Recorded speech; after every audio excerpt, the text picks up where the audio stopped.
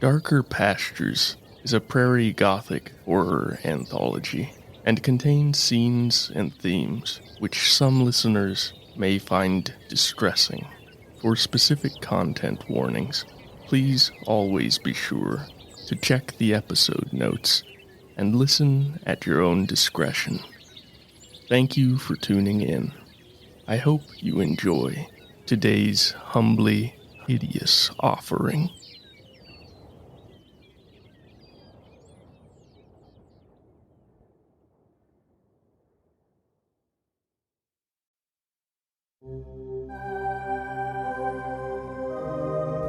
Episode 13, Offerings.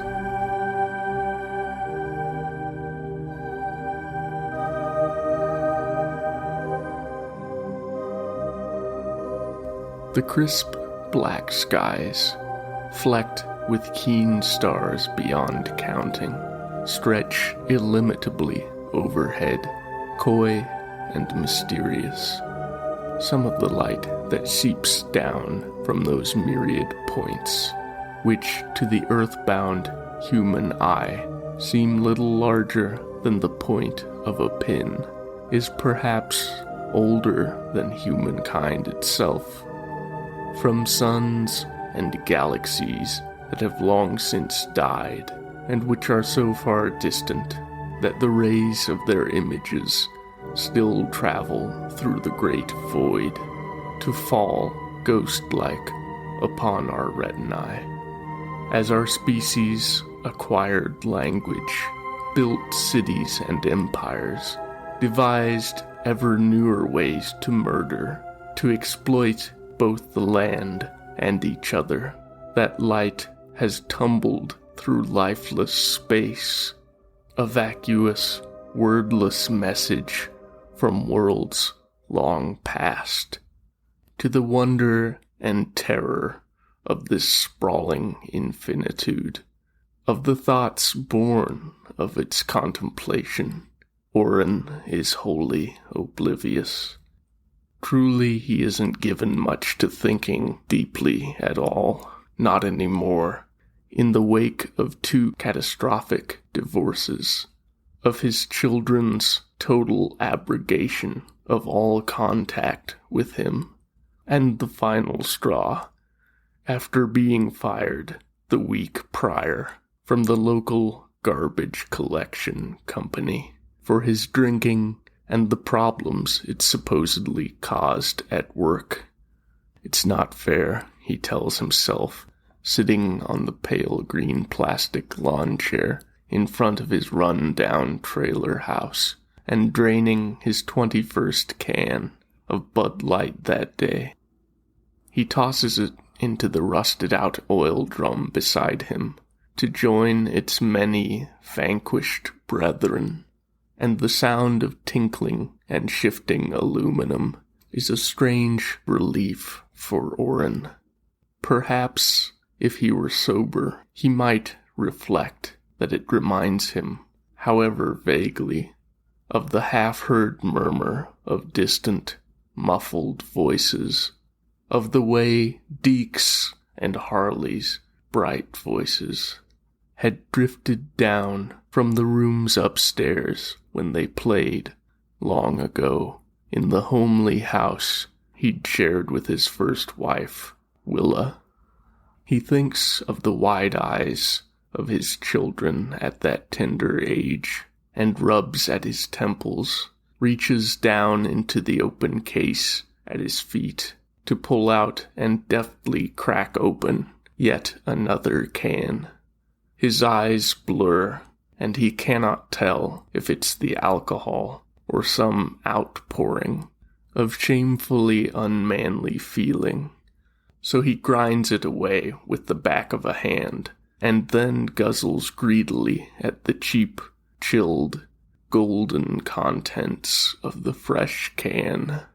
The wind gusts from over the open pastures to the west, biting through his tattered flannel jacket and grease-stained quilted work vest. It's far too cold to be sitting outside at this late hour, even with a small fire blazing in the pit before him. But Oren doesn't care. He tells himself that he's tried to do right all his years, by his wives, by his children, his employers, but that nevertheless they have all abandoned him, thrown him aside like trash. Everyone has. Everyone has misused or slighted him somehow. The grifters in Washington and on Wall Street, the woke namby-pambies that have overrun the country and are rotting it from the inside out, all the illegal immigrants and criminals flooding in from every dark corner of the world, the liberal elite from the coasts, and the whining socialist scum from the cities. They've robbed honest working men like him, cheated them of all that is their rightful due. He pushes away that small, doubtful voice at the back of his mind, the one that whispers to him that maybe, just maybe, the problem isn't everyone else, that perhaps he is the problem, and his life is a ruinous expanse because he has lain waste to everything good in it through his own consistently bad choices, that maybe there is some thorough failing in him that he cannot or will not see. Oren drowns the voice in a deluge of alcohol. Finishing this can, he throws it into the fire, watches the flames sputter and blaze as they too hungrily consume the foamy alcohol residue, watches the paint of the can deform and darken, and the aluminum warp in the heat. He laughs bitterly and whispers curses into the night. Reaching down for another drink, he finds the thin cardboard case empty and tosses it too into the flames in ill-tempered frustration. Rising unsteadily, he goes into the messy trailer house, opens the refrigerator, which, aside from 2 full cases of beer, contains only 1 raw venison steak, which he can't remember thawing, and 3 eggs that look rather lonely in the 12.5 carton. He mutters a string of profanities as he pulls out another 24-pack, almost drops it, fumbles to get it open.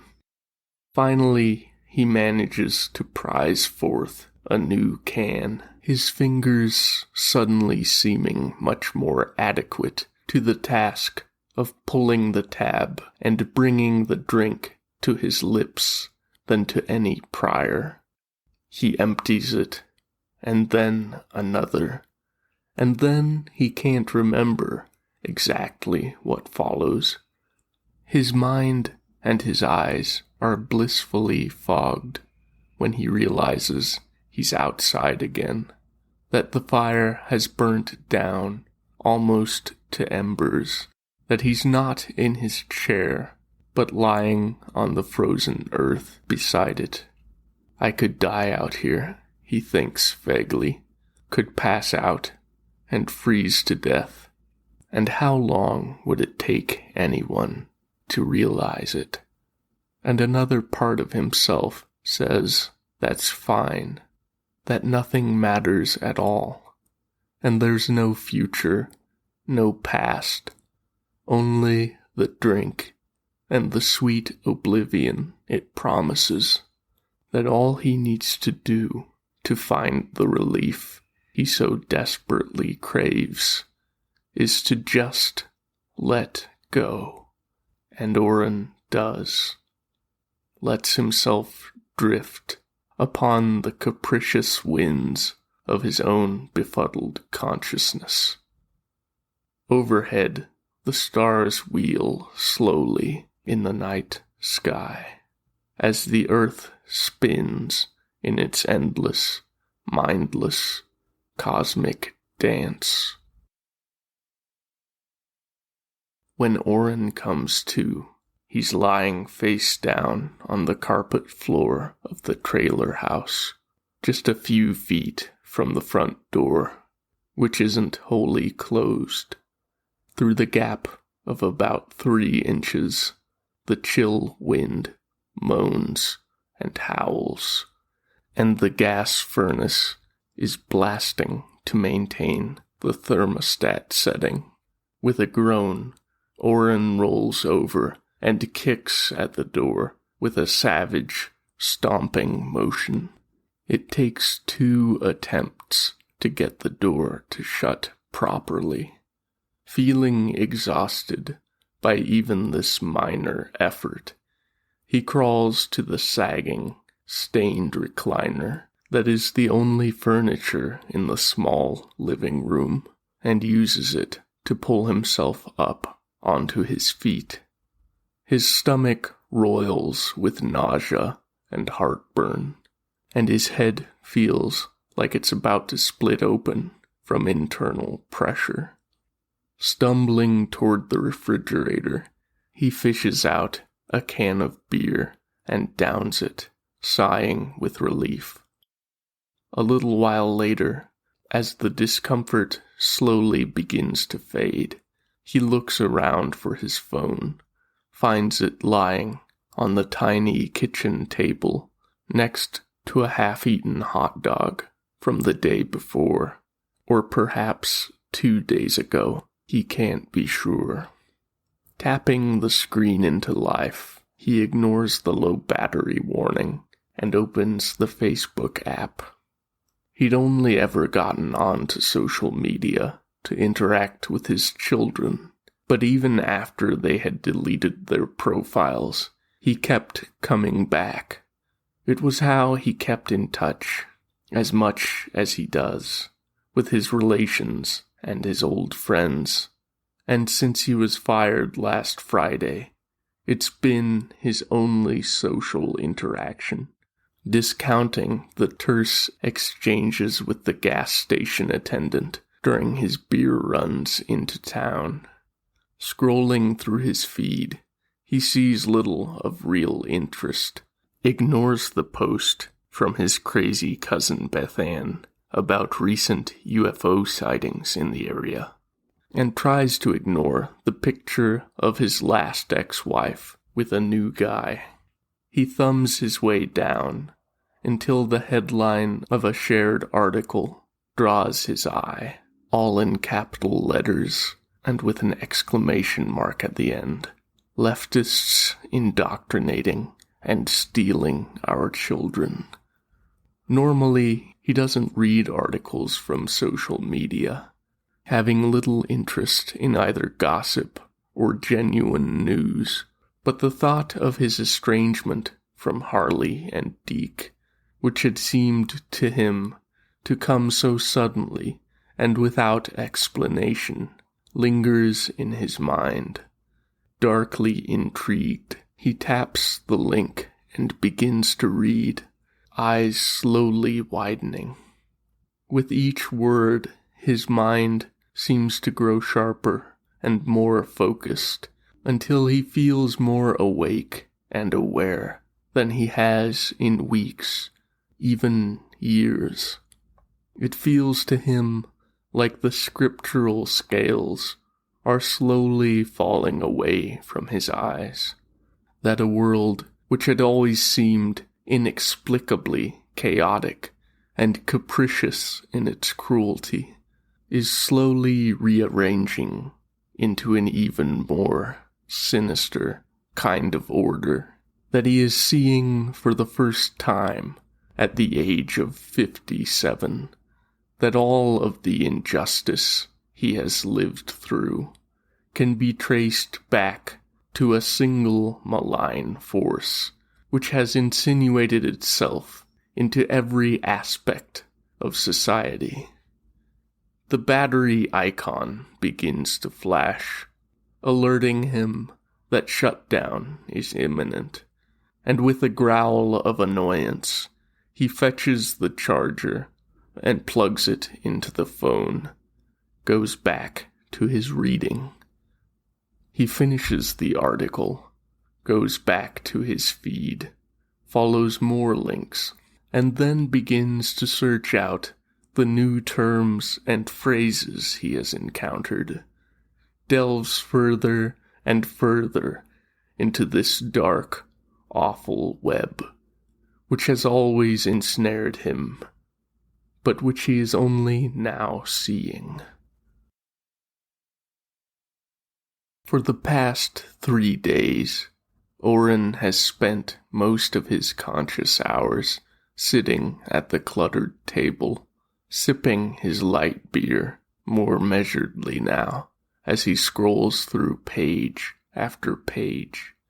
He has even scrounged up an old college-ruled notebook with a green cover, the paper slightly yellowed with age between the faded blue lines, to jot down notes and try to draw connections between the vast array of new information he's absorbing.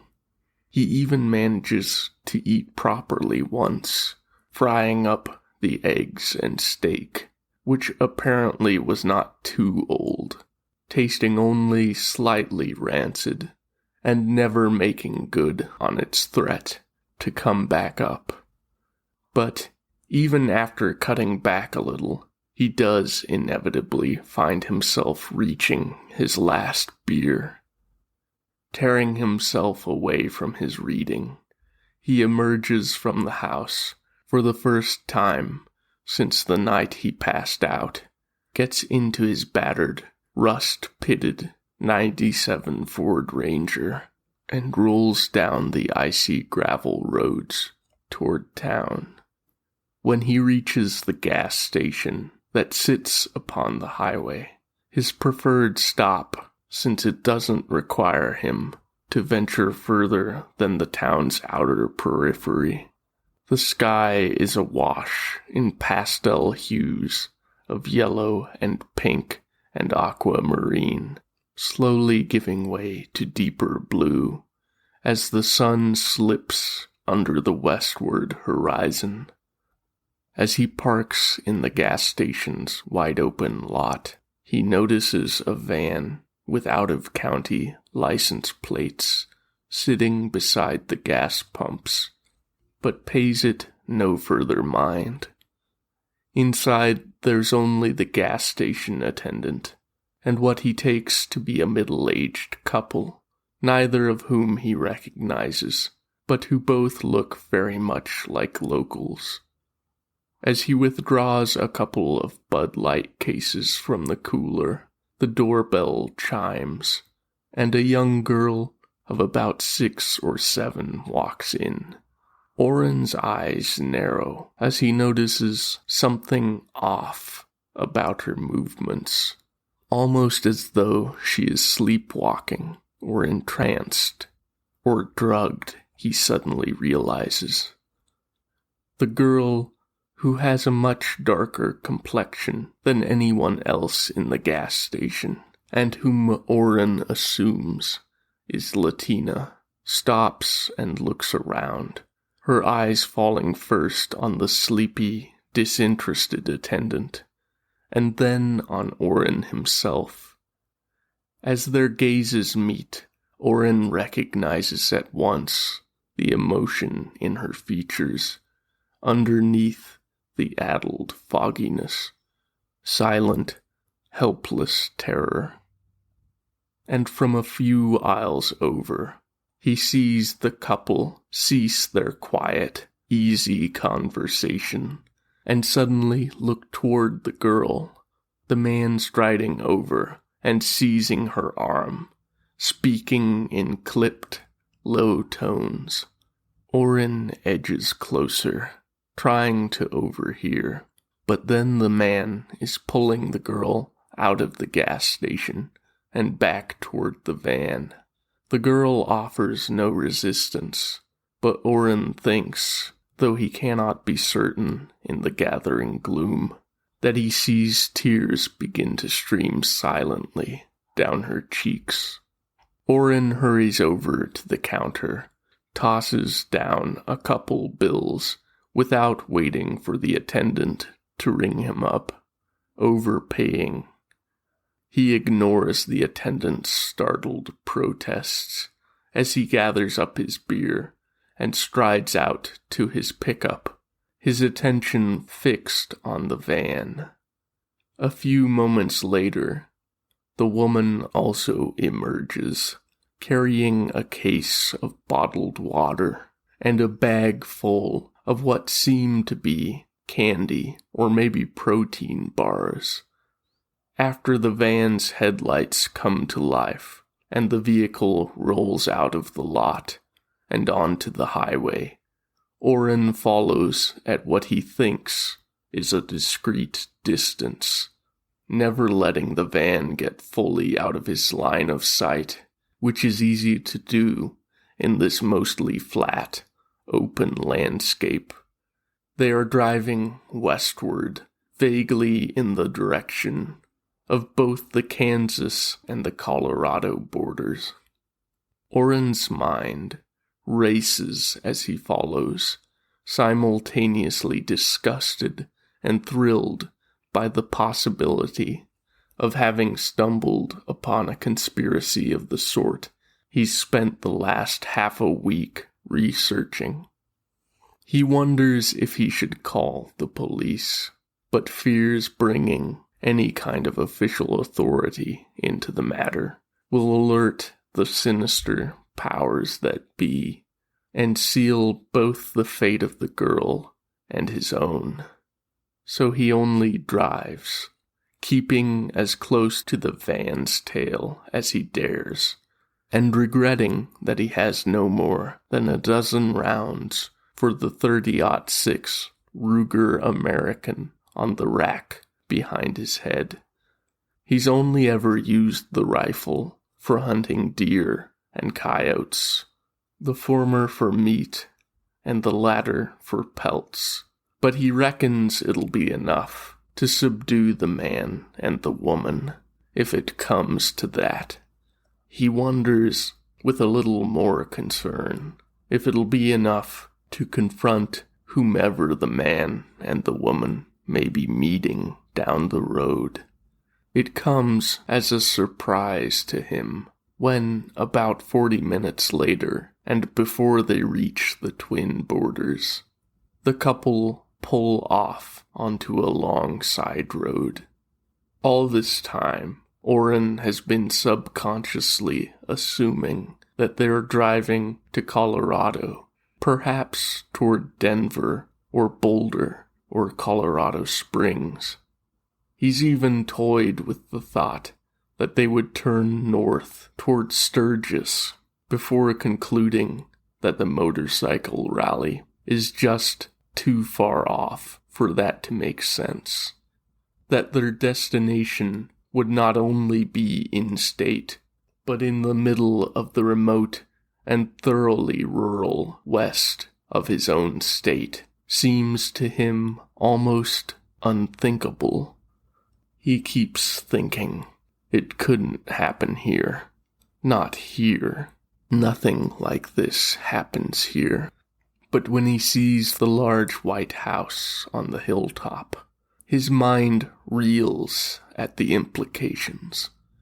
It's a new construction and has been the talk of the area for months, which is the only reason Oren recognizes it. It was built by Jake Hickens, a magnate in both agribusiness and in state politics, after 4 non-consecutive terms in the state legislature and a very narrow loss in a gubernatorial bid. Hickens has withdrawn slightly from politics, but his extensive connections and wealth make him very much still a regional kingmaker.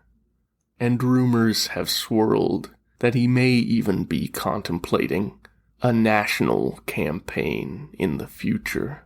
But having always presented himself as a champion of traditional family values, as a defender of children from the predations of those whom he describes as radicals and perverts, Hickens is decidedly not the sort of man that Orrin expected to find at the end of this road. Orrin doesn't turn off after them, not at once, but instead pulls off onto the grassy shoulder and kills the pickup engine, watching. The van continues down the long, long drive that leads only to the large pale house, which seems almost skeletal under the rising snow moon. As he sits watching the van dwindle into the distance, and then all but disappear when it parks and the lights go dark, an itch seems to settle into his shoulders and the backs of his hands. Galled by inactivity, he restarts his truck and slowly follows, keeping his headlights off and driving as carefully as he can manage. Unable to resist the temptation, he rips open the top case and extracts a beer, opens it with one finger, and takes a noisy pull. The itch in his hands, the flutter between his heart and his stomach, dissipates, and his mind settles once more on the hard black barrel of his rifle and its lethal certitude. I am a gun, he thinks, trying to steel himself. I am a weapon in the hands of the Lord. Orrin isn't, and has never been, devout, but the thought makes him feel grounded and strong, makes him feel eager for whatever confrontation may await him.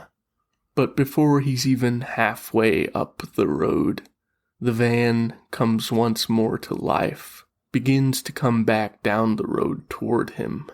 Orrin begins to feel a slight panic, not knowing how to respond, thinking only of the Ruger, and knowing that he's still too far from certain to use it.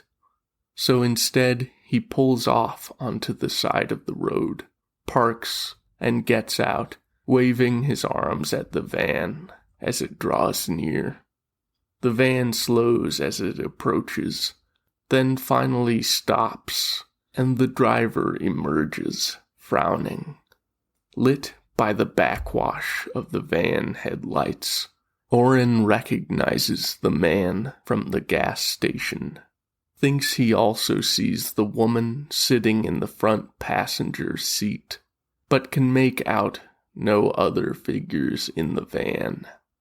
Putting on what he hopes is a convincing smile, Orrin concocts an explanation that he's having some kind of mechanical trouble, and that his phone is dead, that he's too nervous to drive all the way back to town and risk damaging the pickup irreparably, and that he was hoping to find a phone he might use at the house on the hill.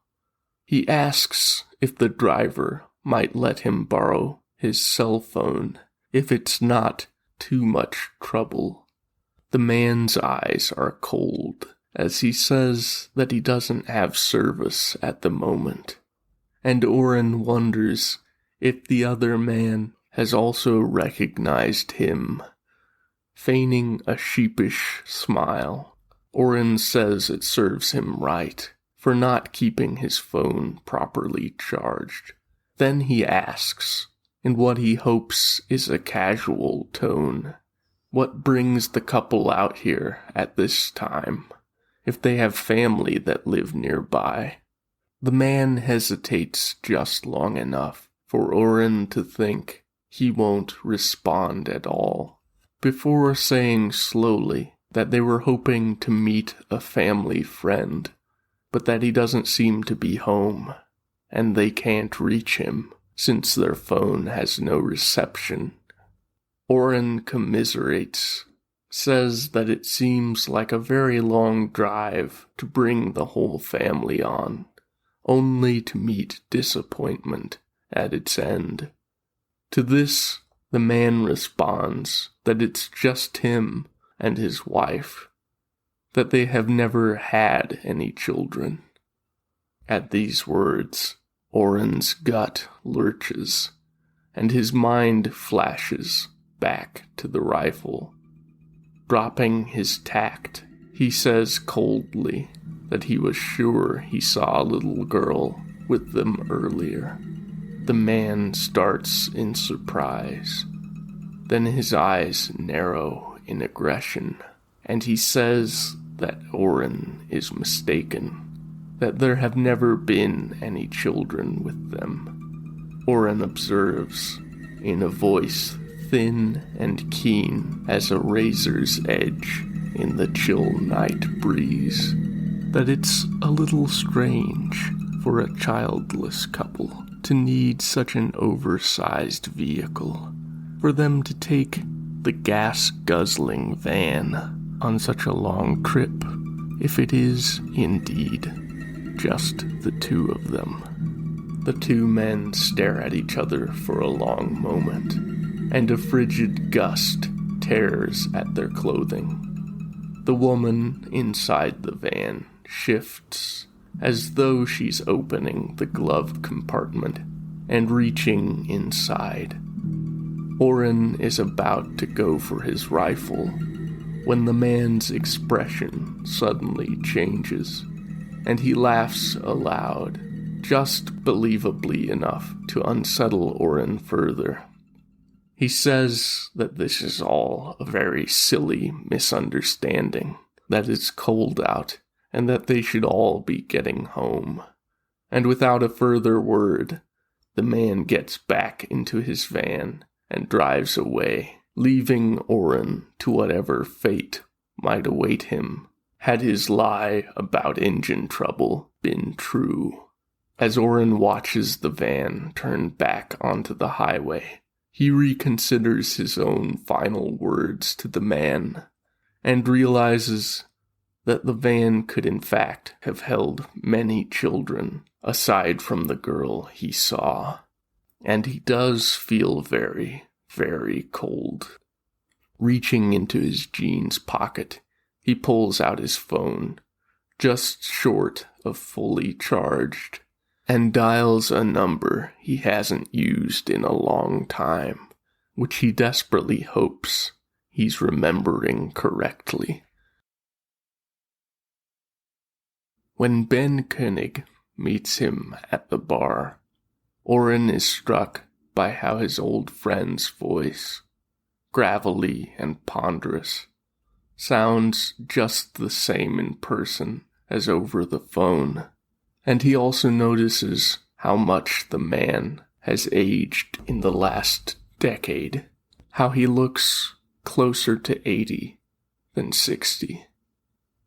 Early retirement from the sheriff's department seems to have been about as kind to Ben as unemployment has been to him, Oren thinks, and also considers that Ben has one divorce more under his belt. But over the course of their conversation, Ben nurses just the one beer and seems less taut, less strained than Oren remembers. When Oren finally gets around to bringing up the reason for their first meeting in more than 7 years, though, Ben's demeanor undergoes a sudden and definite change. His heavy, aged face sheds in an instant its previous sleepy expression and becomes keen, alert. His soft, meandering speech becomes clipped and austerely professional in tone, his questions probing and coming from different angles than Oren expects. And when they've finished talking, Oren having emptied 4 bottles, while Ben's first still sits unfinished, the former deputy says that, while he thinks Oren's intuition is spot on, as of yet they have nothing actionable. Oren begins to protest, but Ben gently silences him in a voice more authoritative than Oren is used to hearing. Ben says that, for now, they should continue to monitor the Hickens house and all incoming and outgoing traffic as unobtrusively as possible. And if, indeed, they do find something actionable, they must take their concerns at once to an appropriate legal authority.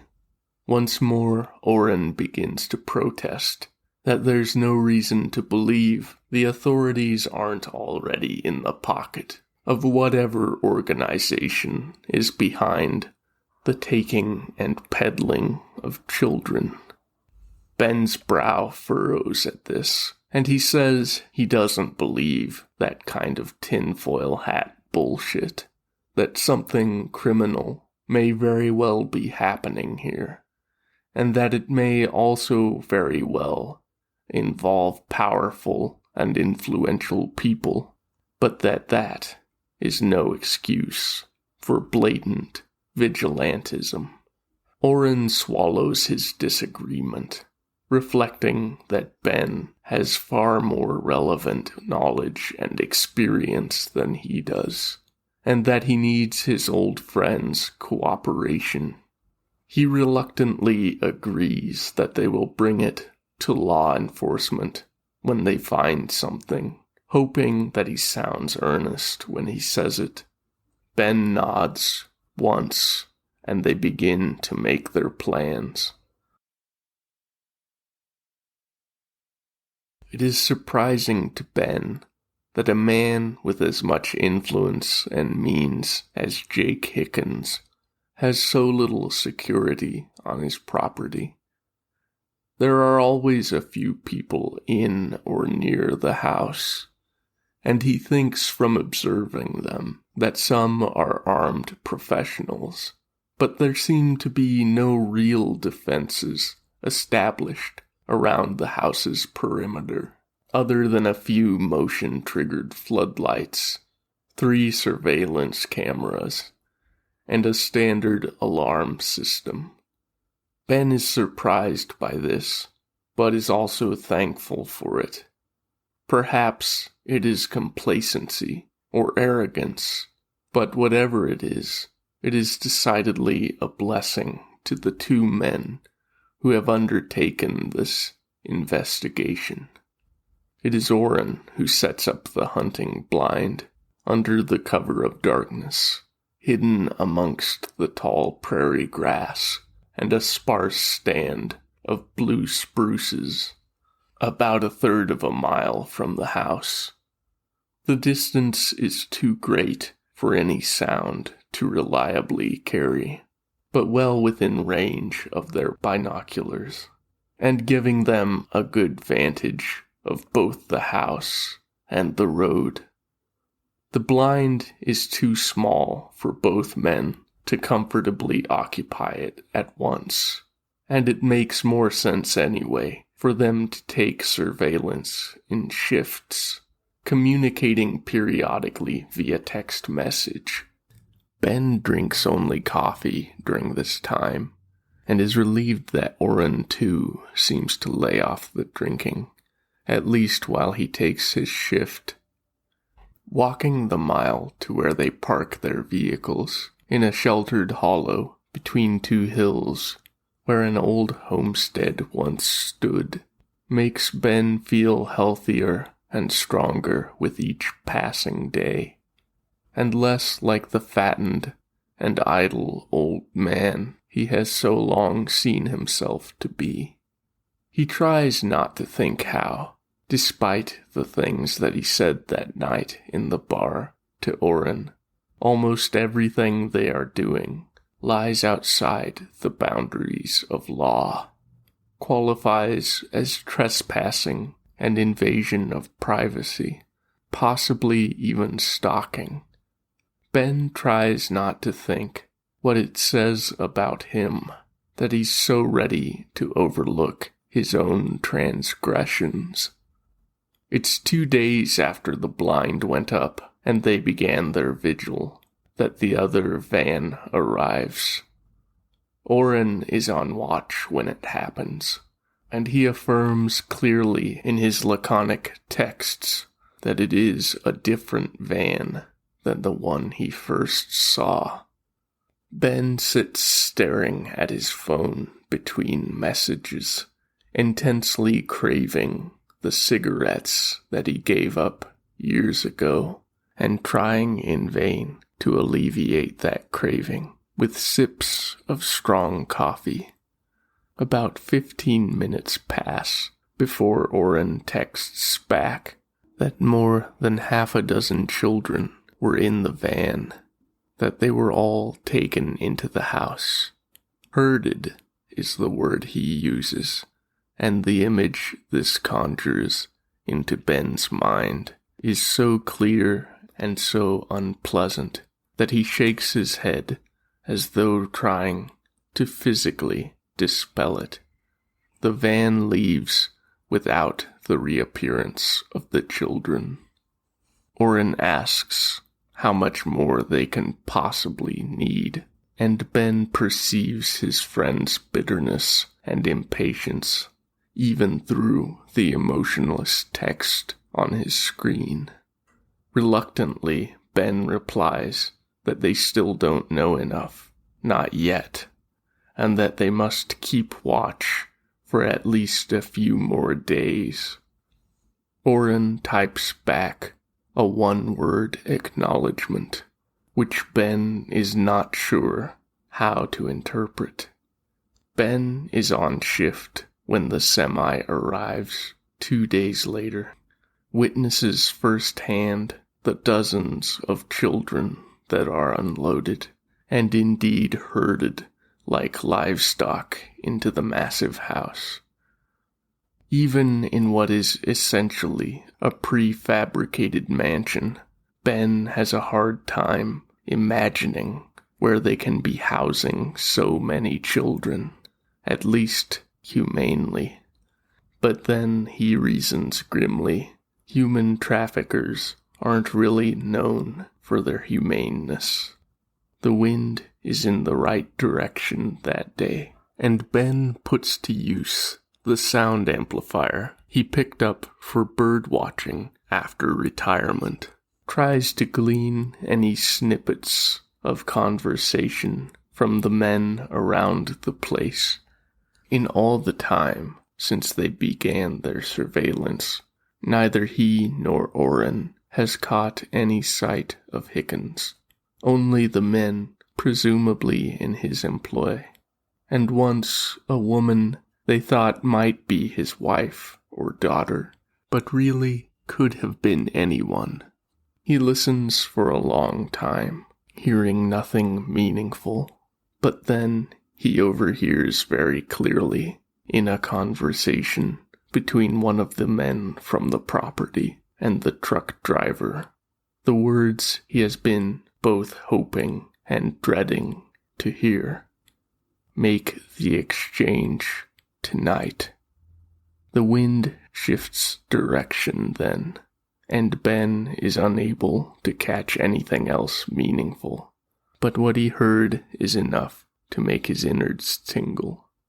Oren doesn't respond to his texts, and Ben begins to fear that maybe the man has been drinking after all, is lying passed out in his wreck of a trailer house.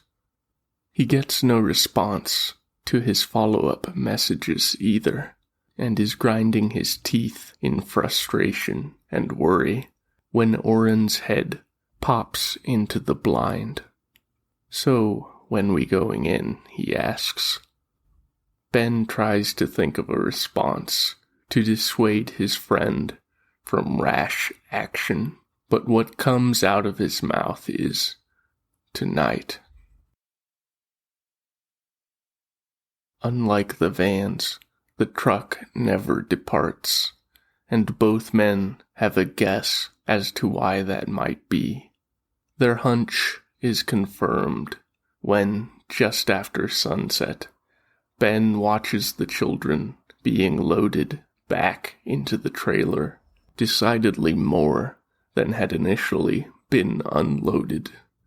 He sends the brief text he had already typed out then to Oren. The truck and 2 black SUVs roll out of the driveway and down the road toward the highway. A few moments later, Oren's pickup pulls out from behind the spruce windbreak, headlights off, moving toward the road, and then trailing the small convoy from a distance. And with that, Ben leaves the blind and begins the race back to his own Jeep in its sheltered hiding place. Oren follows them out onto the highway, dialing Ben's number and turning on the speaker, feeding his friend directions as he drives.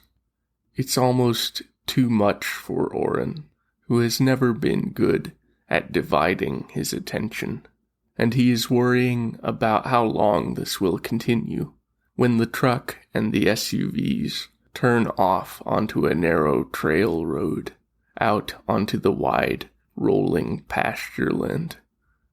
Oren stares in disbelief, knowing that the trail road can lead only out into dark, unpeopled countryside.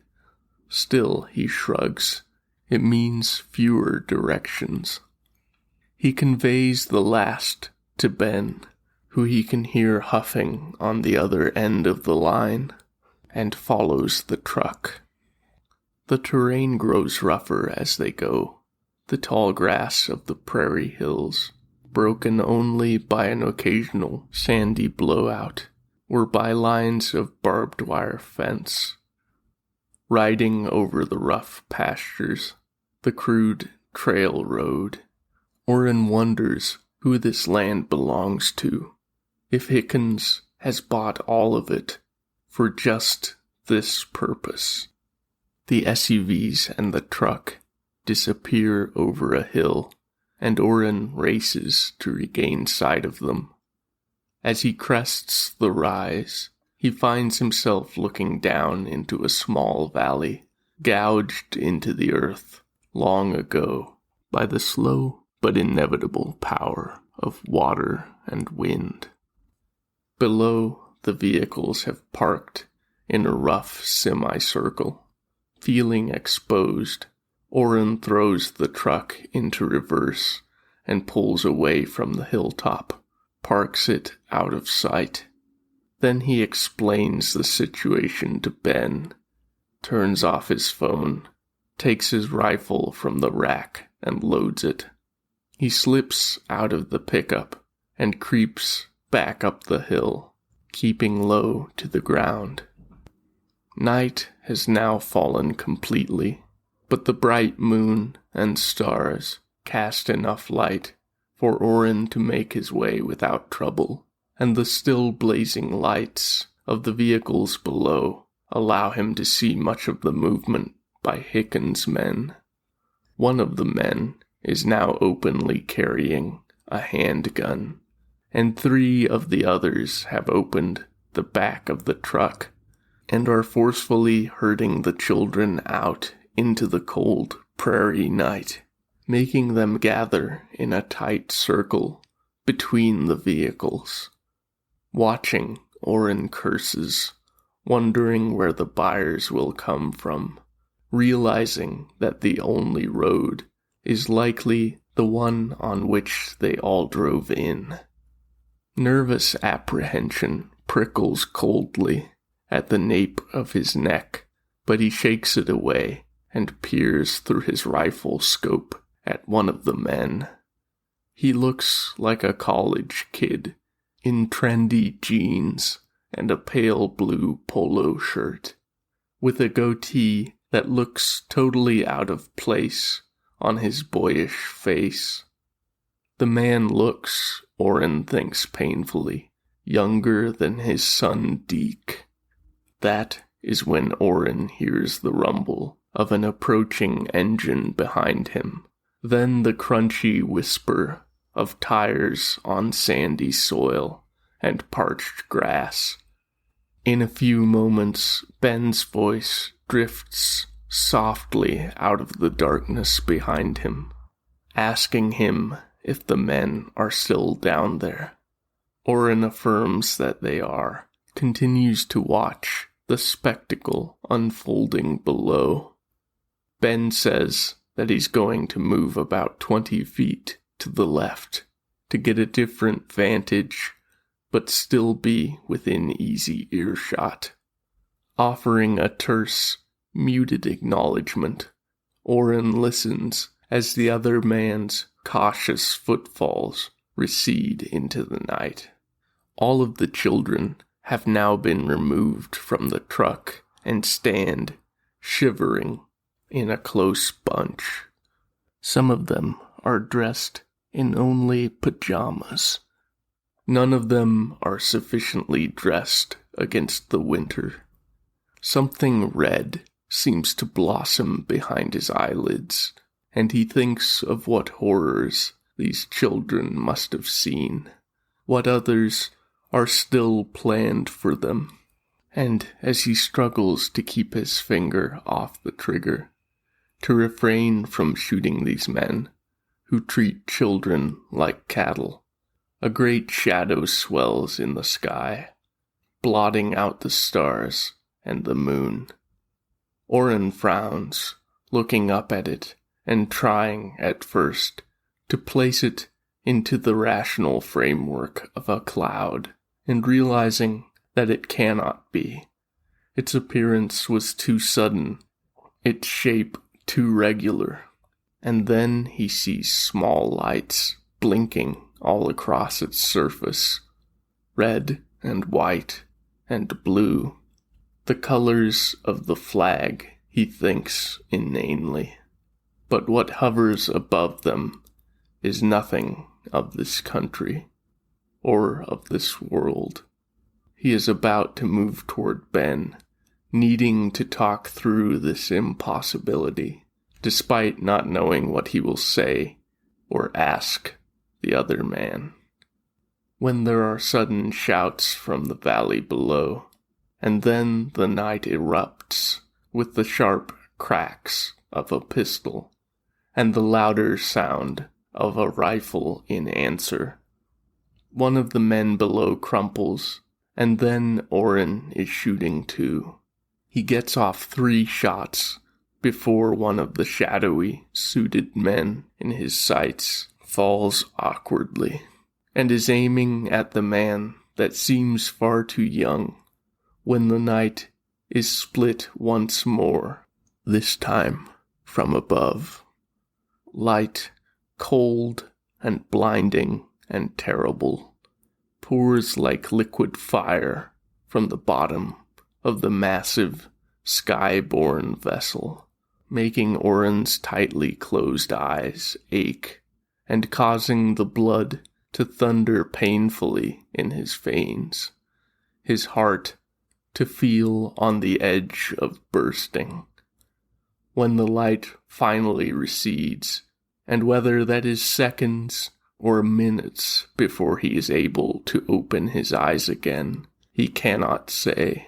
But when he does, the children are gone from the valley, and the massive craft has also vanished from the patch of sky where it had soundlessly hovered above them.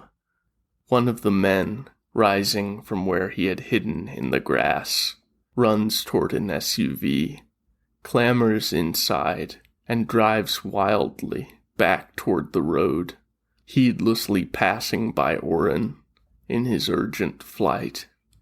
3 more men lie still upon the earth below, dimly lit by the diffusion of the headlights. Cautiously, Oren moves in the direction Ben went earlier. At almost exactly 20 feet, he finds his friend lying on his side, groaning faintly as a tiny pool of blood spreads in the sandy soil beneath him.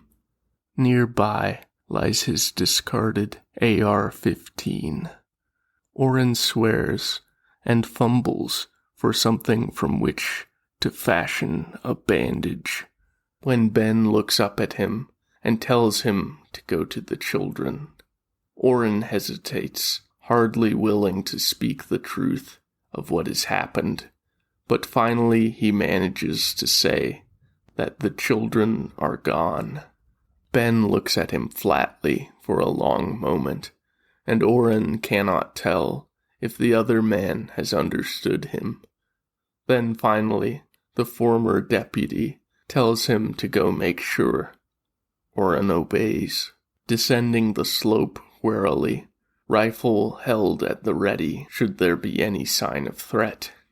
One of the men sprawled across the hood of the remaining SUV is missing an eye, blood trickling from the back of his ruined skull. Another lies face down in the dust, his limbs bent at too awkward an angle for him to be yet living. But the third man stirs feebly upon the grass, his costly suit shirt darkened by a spreading stain. Kneeling beside him, Oren asks where the children are, what will be done to them. The man, wheezing, says that he doesn't know, that maybe they will be dissected, experimented with, tortured, eaten, used as playthings. And he says that it doesn't matter. From the labored sound of the man's breathing, Oren knows the bullet ruptured and collapsed at least one lung, that without prompt treatment, the man doesn't have much hope. Oren asks him how he could do such a thing, how he could be a part of something so monstrous. The suited man laughs weakly and asks how he could possibly do anything else. And then he says, smiling with contempt through his pain, that Oren and everyone like him were all happy enough to ignore it all, to pretend not to see, to explain it away, to turn it into a distant problem, or wrap it neatly in a comfortable conspiracy theory, when they thought it was only slavery and perversion of this world, and as long as it didn't affect them. You all pretend to be so good, so righteous, he says, but it's so easy for you to turn away when you don't like what you see, when it would require real sacrifice. Oren opens his mouth, but doesn't speak. The man chuckles wetly. He asks if Oren knows what inconceivably vast knowledge and power it must take to be able to traverse the black cosmic gulfs between stars, if he has any idea of the true magnitude of such an undertaking. And if they can do this, the man continues, surely they can kill a planet, or even single out one crude, self-destructive species like humanity for extinction. They are truly like gods compared to us, the man says starkly, and like gods cannot be understood or opposed, but only potentially appeased. Oren tries to recite the Lord's Prayer, but cannot remember the words, feels nothing as he reaches for them, nothing but the deep chill of the night, and another still deeper. In the face of all that, the suited man continues faintly. A few children here and there are a vanishingly small sacrifice, and a completely necessary one. Oren looks down at the nameless man for a long moment, and then slowly says that it wasn't his sacrifice to make. The man in the suit gives a long, splattering cough, and lies still, unconscious, and slipping slowly away into death, feeling sullied by the blood he spilled, despite being unable to summon any pity for the dying man. Oren makes no move to help him, stands and gazes up at the bright stars in the dark, dark sky. And it's then that he hears her, then sees her, the sole child who was not taken, who sits huddled and small in the icy grass.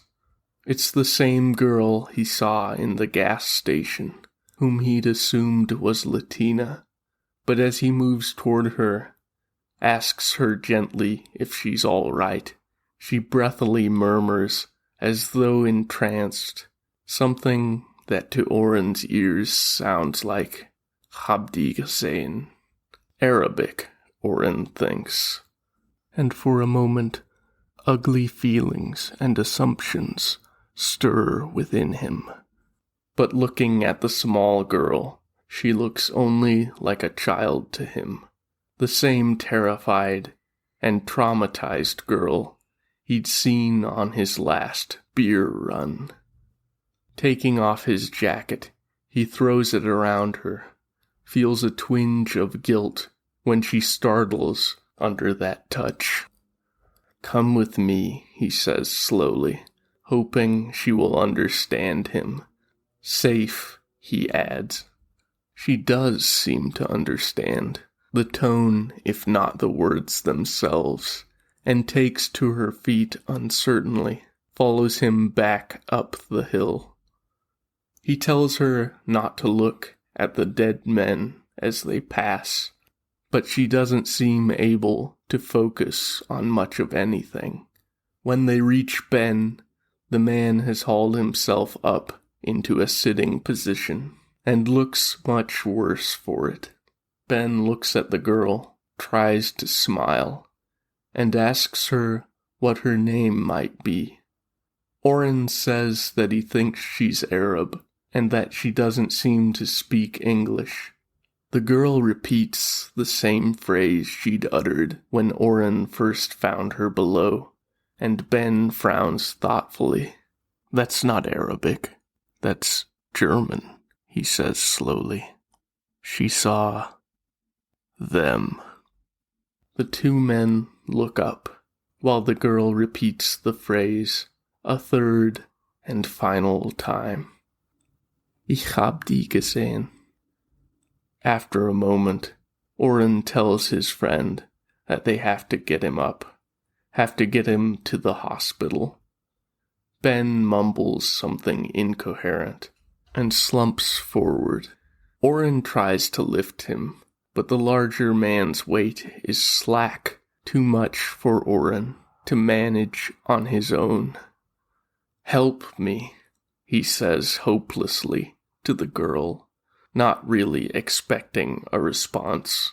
But to his surprise, she does, trying to shift the man, though it's clearly far beyond her small body's abilities.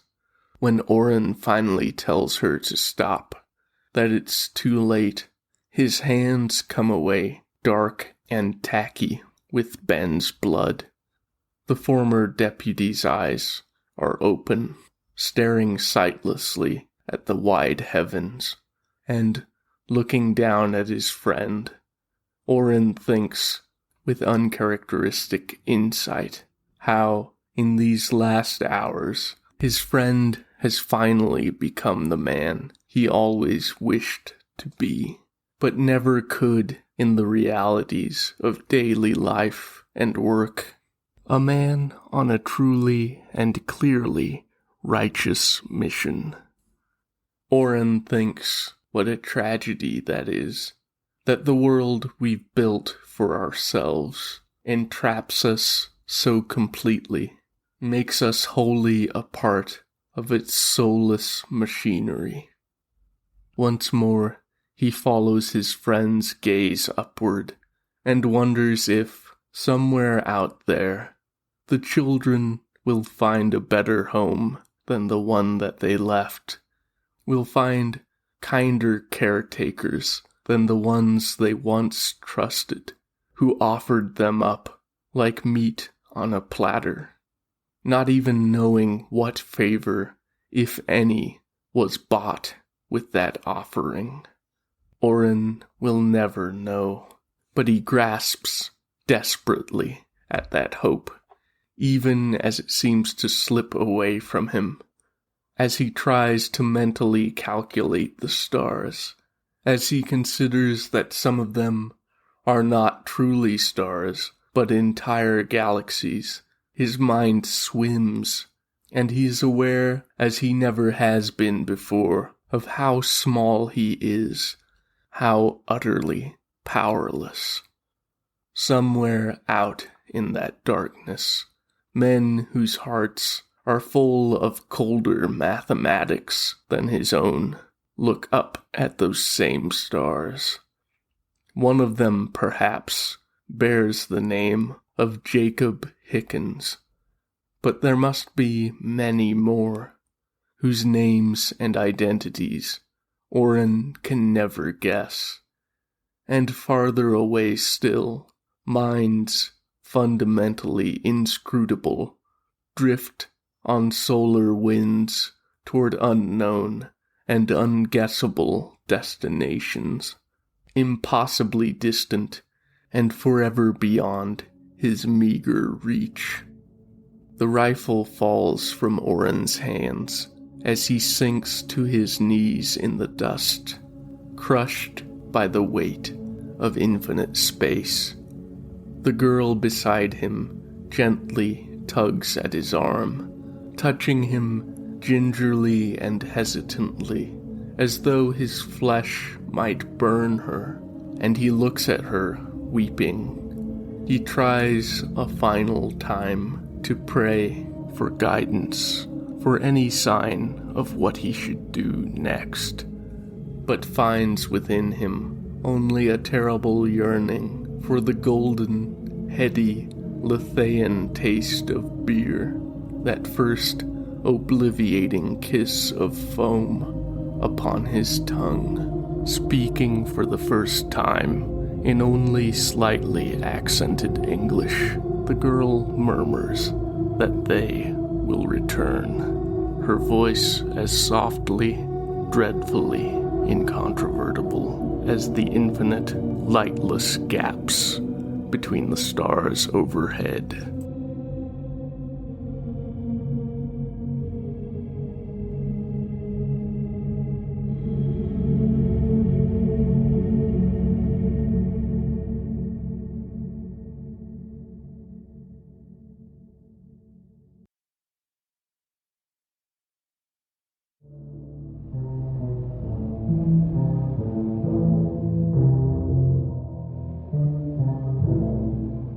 Story, narration, editing, music, and production by Lars Mollevand. A special thank you to Destiny Sturdivant, without whose constant encouragement and guidance, this podcast may very well never have materialized.